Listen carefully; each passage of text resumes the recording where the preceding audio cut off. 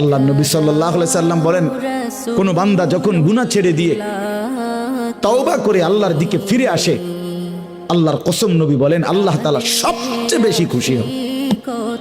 আশাদ্দু ফারাহান, আল্লাহ তাআলা সবচেয়ে বেশি খুশি হয় কখন? বান্দা আল্লাহর দিকে ফিরে আসে যখন। বিতাওবাতি আবদিহি, বান্দা যখন আল্লাহর দিকে ফিরে আসে আল্লাহ তাআলা ভীষণ খুশি হয়। গুনার নাফরমানের জিন্দেগি ছেড়ে দিয়ে আল্লাহর দিকে যখন ফিরে আসে, আল্লাহ তাআলা তখন 7 আসমান সাজিয়ে দেয়। ফেরেশতাদেরকে বলে, আসমান সাজিয়ে দাও, জান্নাত সাজিয়ে দাও।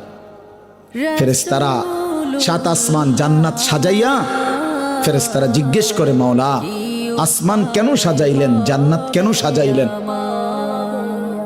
তো আল্লাহ তাআলা বলে, আসলাহাল আবদু মাওলাহু, শোনো আজ এক গোলাম